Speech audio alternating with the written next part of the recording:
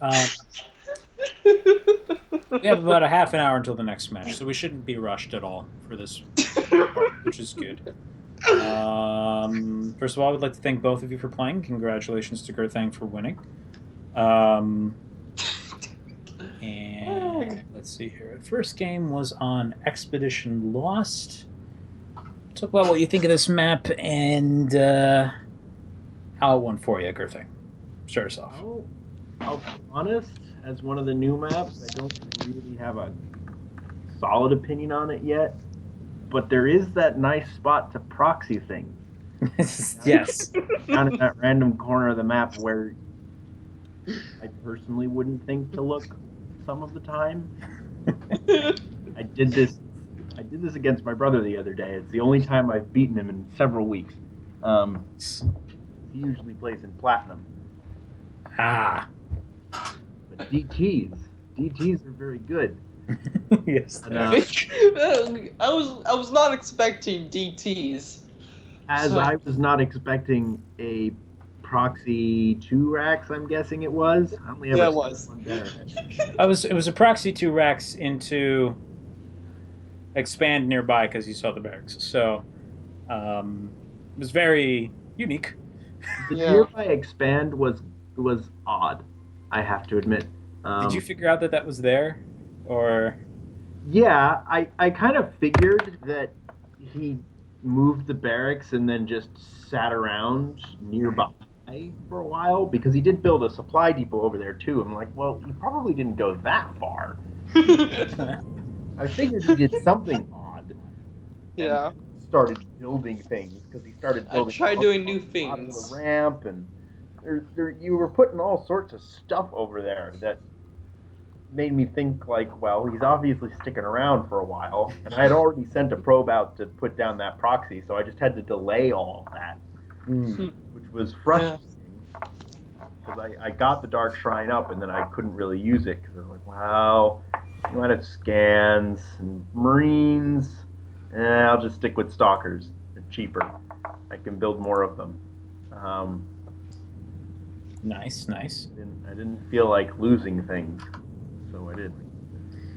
Sure enough. Okay. So, all right. So you favor the DTs then as an alternative sort of method of play then.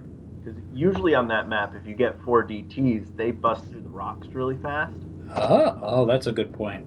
So if you go through the rocks, and if they're not had something over there to listen for them, or B, not like going over there and looking at them occasionally with something, they get missed. Right. Okay. Cool. Of course, if they do see it coming, then like everything else, because you have to commit really hard because you need 4 DTs to really bust down the rocks quickly, And that's a lot of money. This is true. Yeah. If they have detection and they're ready for it, it's a little not that good. I was not expecting DTs, so. You should always expect DTs. But so yeah, Chaos. Talk about that game. What was your original plan? So I was watching Flash versus Neighbor. I was like, can I try to do this against Griffin? So I tried it, and it's my first time doing a build, so it could go it could be a hit or miss, and I should have paid more attention to both of my bases instead of just one. So yeah. Yeah, actually, it wasn't too far off of being extremely effective. Like if the barracks were actually one building hex to the left, they wouldn't have been scouted. Yeah, I would have. Yeah. So, I think I thought about the position in because when I initially scouted up there, I was like that my barracks are too close to his base. Yeah, I mean, so that's one of the reasons why I lifted on the barracks to the island. Yeah, so, I mean, if you want to practice that and you want to do just a minor thing to try it again, just put it above the ramp. Yeah, I'll do that next time. Because, but yeah, there you go. I mean, because I don't think you have to change a ton of stuff. Just that's one of the things with builds is it's good to just kind of change a tiny thing. and then give it another go. Yeah, this is my first time doing a build, I believe. So, Yeah, no, that's fine. It's a good start. Most of us actually didn't play like this against people very much for like a month after getting the game, so that's very impressive actually. But so yeah, game two was on Secret Spring. That was also fairly interesting, because I think neither of you were 100% aware of what the other person was doing at first for obvious reasons. So our questions will be a little bit more uniquely defined. So you go for, I think that was a Forge Fast expand, Gurthang. You like that just on that build in this map in particular because of the ramp, or any other reasons? Well, mostly because of the ramp and Zerg. Hmm. I mean, I wouldn't do it against. Well, I can do it against other things, but that's kind of silly. It's risky. Yeah. Against Zerg, it's usually a safe bet. But I got a little distracted. My cyber core was really late. I did put down a gateway, but my cyber core was really late, and I put down an extra pylon before I put down my nexus, so it wasn't really all that fast. Sure. But yeah, no, that was meant to just wall up in there and sit tight for a while. And then I think the decision to switch over and just go, okay, well, we're just going to get 3 gateways and then go 2 stargates and Phoenixes was more of a Phoenixes are really fun to play with, and I never used them. And then Swarm Hosts showed up, and I had to sit around and twiddle my thumbs for a little while I tried to build some detection. Like, oh, these things. I was not expecting that. I got into your base and saw one, and I was like, that's troubling. But I didn't. Apparently, it didn't worry me enough. I was like, I'm gonna have to build like big units to kill all the locusts. No, I mean, Expecting them to end up in my base, though. at the very least, they definitely traded pretty much as efficiently as they could have. In the worst case scenario, it's like if you could have had a couple more in your base if the Phoenixes weren't doing their I'm job so glad well. it was only one overlord. I should have built AA anti-air. I should have built Hydras so my base would be defended, and I should have built queens. Well, I did not even build one queen, No. which Queen's probably good. Yeah. Queen's probably good. And getting more injects down, but Well, Hydras would have to be up fast, yeah. considering how many Phoenixes I had. Here's the and thing then about that. We'll get to that in just a moment. Because Crazy, tell us what you opened up with, and then what you did with the links.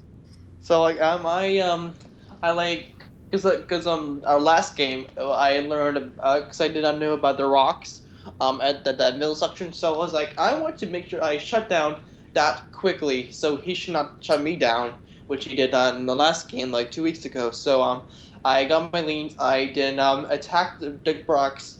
It was stalled a bit because I tried to right clicking them. It did not attack them. So it was like hey there. It did like I moved Freeman leans to the other rock while the other Freeman leans were doing their thing, and then like after I destroyed the other rocks, I decided to move my freelings up to Gurthang's base and try to scout a bit, I guess, and harass a bit. And then I said then I went to just ready to invest it and to get some swarm hosts, and like I was trying to get all my upgrades out as quick as I can, and Sure. See, then later I later in the game I did so because of anti-AR I decided to get move mutilisks, which I think was too late before I had to GG. mhm. Yeah. Yeah, that particular build, the one where you grab the spawning pool really fast, actually sacrifices a lot of economy to get an early attack. So it's Yeah. actually okay to like if you want to go for the rocks thing to just get the normal spawning pool a little later and just Yeah. make a couple links. Like you actually don't have to you don't have to six pull the rocks. You'll be fine. Yeah. Because Yeah. actually if he was attacking you with something, you actually would have been able to defend it in a lot of ways, in a lot of cases, because of the fast pull. So it's Yeah. like still creative. I like that Thank you. going for the rocks. Yeah, I think I'm like the most creative user in the DK, and every time I try to do one, it fails. Well, I mean it's Yeah. like Yeah. it's like Yeah. essentially let me put it this way. It you have when you're experimenting with stuff, one of the biggest problems that you're most likely to encounter is just not having enough stuff. Like if your plan's not focused, you can end up with just not enough stuff to get anything done. So Yeah. it's not that big that it's bad. You gotta look at that and not say, okay, my idea was bad. You should just look for a way to make it a little more focused. Yeah. I think Like it might. I'm thinking might just just go nautical matching like versus the AI and see what I can do I there. mean you can. You don't have to. I'm just saying Yeah. like something as simple as just make the spawning pool slightly later. Yeah. See how that goes. Give it a try. All right, I'll You do that. don't have to big sweeping changes. Don't be afraid to try weird stuff. Just Yeah. Yeah, make it a native. I'm still relatively new in the StarCraft 2 scene, so yeah, don't worry about it's it. been like a month, Have fun. like over a month before when it started. And I think Gurthang has been how long I've been doing StarCraft 2, Gurthang? I've been playing StarCraft since Brood War So in yeah, like 2000. Yeah, I started playing StarCraft in 2007, and and I was playing mostly Protect the Presidents, sure. roleplay, Sims. Look, it's fine. It's fine. Yeah, Um, it was not. I'm I'm not. in, Yeah, I'm not in the 1v1 scene a lot, so but yeah. Um, I'm just saying it's nothing you have to worry about. I actually think it's admirable of you to even attempt this. Like, as most people don't even touch multiplayer for a while after Yeah. they get this game. Which, yeah. to be fair, that's understandable. But in any case, past that, we should talk about Deadwing because Deadwing got very interesting. I think you guys more or less followed through on the 200-200 thing with a couple breaches in the peace treaty.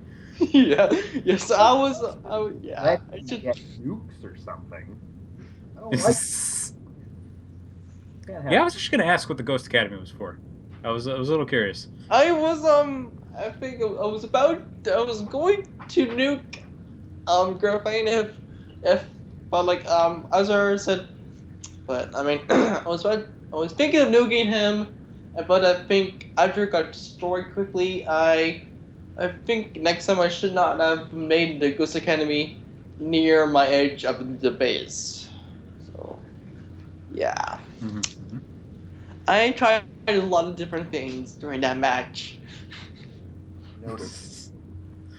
So yeah, I noticed that the going back to what I was saying about that, you kind of had a treaty going early on. Your Yeah. thing, from your perspective, how were you reacting to that? Well, the plan was move really quick up to 4 bases, put a bunch of observers on his side of the map so he can't, you know, pull something out of left field that I'm not expecting, and prepare accordingly. Or get a lot of blink stalkers. Yeah. I was like, wait. I did not know if we had a treaty or not. So because you keep saying maybe instead of yes or no. So you were So both just not trusting each other, essentially. yeah. Fair, like okay, that's fair. I'd probably have done the same thing, honestly. Yeah. So Deadwing was very interesting in my point of view because like I think this is Deadwing was the fastest I ever been at like spending my minerals. I think. It makes a big difference when you're just focusing on the macro with no other distractions. I mean, I think that goes for pretty much everyone. Yeah. Not a bad way to play when you're starting out, by the way. Thank you. It's actually a great idea to just sit there and focus on building everything correctly until you get used to it, and then you can do other stuff. Mm-hmm. Which I think pretty much any of us here would more or less agree with that. But yeah, that makes us done with this match. We have another one in 15 minutes. That's going to be Zeraku versus Ghost Gambit, aka those two guys in the chat right over there. Those two guys. They're going to be playing. They're going to be playing best of 5 as well. So everybody, just stick around. See you in a little bit. I'm going to look at I'm going to look at the replay. So I'll probably be in the chat as well. I was actually going to say, hold up one